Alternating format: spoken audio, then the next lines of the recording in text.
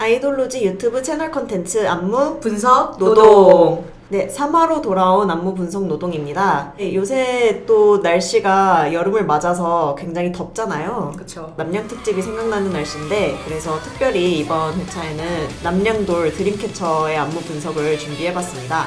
우선은 드림캐쳐가 원래 칼군무에 굉장히 강한 팀이에요.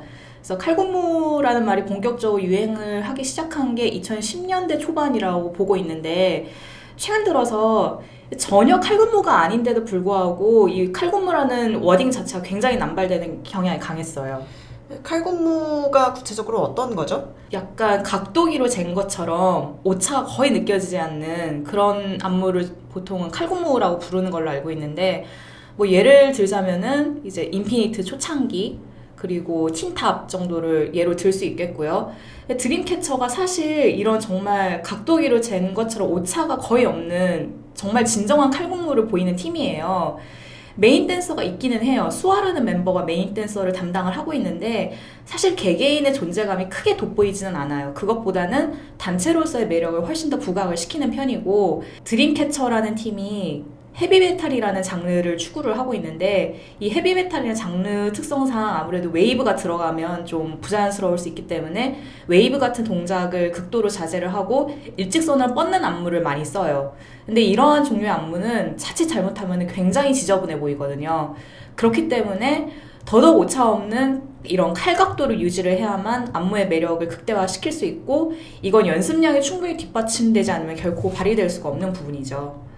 그래서 저도 드림캐쳐 UNI 안무를 좀 자세히 봤는데, 확실히 곡의 드라마랑 다이내믹한 그런 흐름을 안무에도 그대로 반영을 많이 했더라고요. 그래서 메탈 밴드의 드럼 비트가 강하게 달릴 때는 안무도 똑같이 빠르고 이제 잔동작이 많은, 그렇게 박자를 되게 잘게 쪼갠 그런 동작을 많이 쓰고, 그거랑 대비되게 초반에 벌스랑 브릿지에서 악기 소리가 되게 차분하게 멜로디만 연주되는 구간들이 있는데, 거기에서는 되게 부드러운 선을 만드는 팔 동작 같은 것들이 되게 많이 나와요. 그리고 중간중간 마치 전사처럼 무술을 연상케 하는 동작도 많이 나오는데, 태권도 품새처럼 팔다리로 각을 잡는 동작이 굉장히 많이 나오더라고요. 그리고 또 중간에 멤버 다미가 이제 센터로 봉을 들고 나오는데, 그 봉도 그냥 지팡이 정도가 아니라 진짜 봉술, 액션을 하는 것처럼 이렇게 휘두르는 그 장면이 되게 인상 깊었어요. 사실 이 다미가 봉을 휘두르는 장면이 굉장히 바이럴이 많이 돼서 화제가 됐었어요. 맞아요. 그 봉이 처음부터 들고 나오는 게 아니라 중간에 마술처럼 이제 뿅 하고 생기는 봉이니까,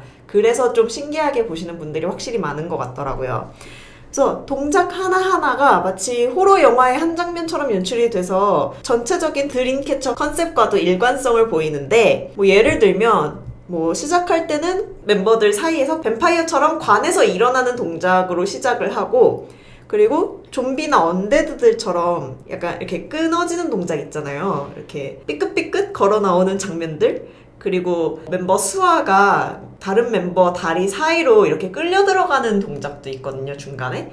계속 갖고 있던 스카프를 이제 빼서 안무하는 구간도 있는데, 그때 이제 마지막에 스카프를 마치 목에 매다는 그 올가미처럼 이렇게 목에다가 걸치는 동작도 있고, 그리고 엔딩 동작이 진짜 강렬한데, 맨 마지막에 멤버의 멱살, 그 목을 이렇게 확 채는 동작으로 끝이 나요. 정말 호러틱한 동작인데, 이게 얼마나 강렬하냐면 방송 무대 영상마다 썸네일이 다 그 동작으로 되어 있어요. 맞아요. 정말 강렬한 동작으로 엔딩을 해서 그게 진짜 기억에 안 남을래 안 남을 수가 없더라고요. 드림캐쳐 UNI의 아이코닉한 장면 중에 하나가 아닌가라는 생각을 하거든요, 저는. 사실 호러 영화가 그런 아이코닉한 장면들이 되게 많잖아요. 뭐 여고괴담의 그 복도에서 탕탕탕탕 나오는 씬이라든가, 아니면 주온의 토시오라든가, 그러니까 그런 것들처럼 드림캐쳐 안무에도 그런 되게 강렬한 쇼크로 다가오는 그런 아이콘을 의도한 동작들이 많이 보여서 진짜 컨셉이랑 일관성이 정말 100%라는 거를 저는 되게 크게 느꼈어요. 맞아요. 컨셉을 언급을 하셨는데, 사실 이 컨셉이 정말 굉장히 표현하기가 난해하고 까다로워요. 전례가 없는 컨셉이거든요. 뭐 이전에도 없었고 아마 이후에도 없을 것 같은데 이 멤버들이 이 컨셉을 엄청 잘 이해를 하고 있고 그걸 소화를 잘 하고 있다는 걸 여기저기서 느낄 수 있거든요. 이 개개인의 표정 연기가 일단 좋아요. 그리고 그룹 자체가 컨셉을 제대로 표현을 하고 있다는 걸 정말 온몸으로 보여주고 있는데 저는 그 중에서도 특히 유현과 지유라는 멤버의 그 표현력과 연기력이 특히 돋보인다고 언급을 하고 싶거든요. 예를 들자면 인트로에 띵동 하는 소리가 나요. 그때 그 멤버 수아의 목덜미를 쓰다듬는 멤버가 지유인데 목 이렇게 꺾어서 이렇게 네네네네. 그래서 그 목덜미 사이에 약간 뱀파이어처럼 물 것 같았는데 그게 아니라 이제 카메라를 이렇게 강렬하게 응시를 하는 멤버가 지우고 그걸 근데 매 음악 방송마다 디테일을 다르게 표현을 해요. 예를 들자면 뭐 한 번은 손등을 이렇게 쓸어내리는 그런 장면도 있었고 그리고 거기다가 총을 쏘는 것 같은 장면을 연출을 한 적도 있었고 디테일을 굉장히 미세하게 조절을 하는데 다른 멤버들도 제스처가 조금씩 달라요. 그런 식으로 컨셉을 굉장히 극대화해서 표현을 해주고 있는 게 멤버들의 뛰어난 표현력이다라는 말씀을 드리고 싶고요. 그 뮤직비디오에서도 사실 그 스토리의 주축을 담당하고 있는 게 이 두 멤버예요. 주문을 외는 멤버가 한 명 있는데 그게 지우고요. 결계로 들어가서 다른 이 세계로 가려고 하는 역할이 유현이고요. 그 회색 머리를 하고 있는 드림 콘서트랑 그다음에 뮤직뱅크 상반기 결산 무대에서 최근에 선보인 인트로 무대가 있어요. UNI 앨범에 보시면 1번 트랙으로 들어가 있는 게 이제 인트로 곡인데 그 곡을 약간 편곡을 해서 선보인 무대가 있는데 거기서도 사실 두 주축을 담당을 하고 있는 게 지우랑 유현이거든요. 지우 등 뒤에서 유현이 등장을 하니까 지우가 이렇게 밀치는 동작이 있고 유현이 그 장막이 여기저기 이렇게 막 오가는데 그 장막 사이로 등장을 했다가 백댄서들에 의해서 이렇게 끌려서 들어가는 장면이 있어요. 그리고 이렇게 들어누운 채로 백댄서들에게 들려서 무대 중앙으로 이동을 하는데 그때 몸이 정말 이렇게 축 처져 있거든요.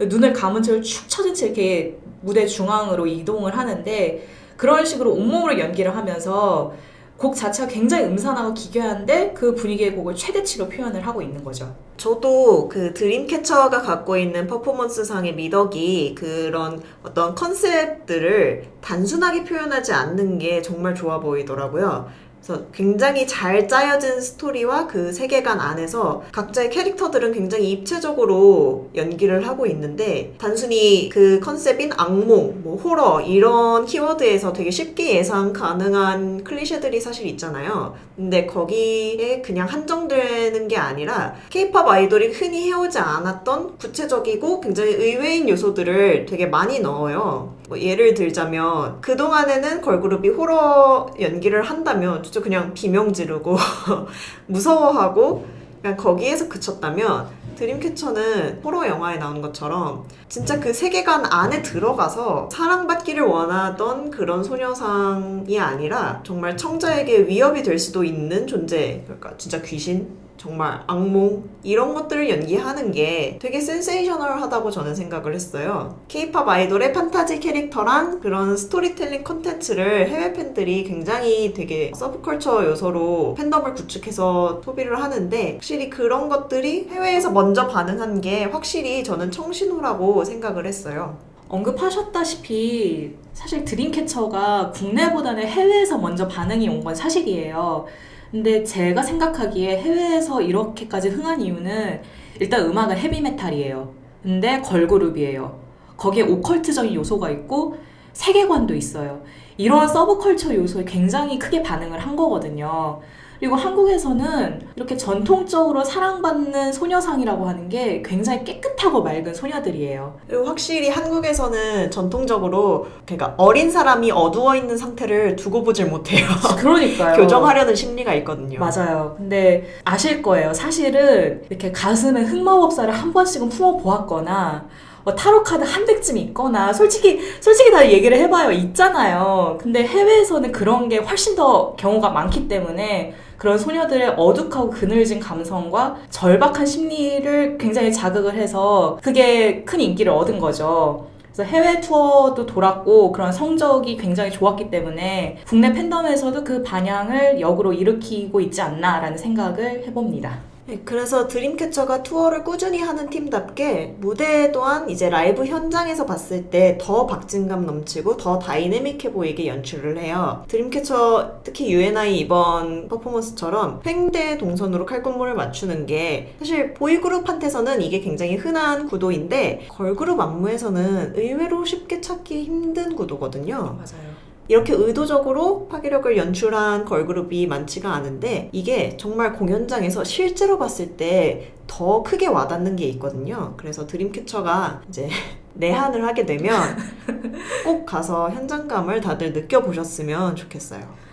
자, 저희 다음 안무 분석 노동 4화는 세븐틴의 어쩌나를 다룰 예정입니다. 다이너그룹인 세븐틴의 화려한 안무를 다룰 예정이니까요. 다음 화에도 많은 기대 부탁드리고 재밌게 보신 분들은 구독과 좋아요 많이 눌러주세요.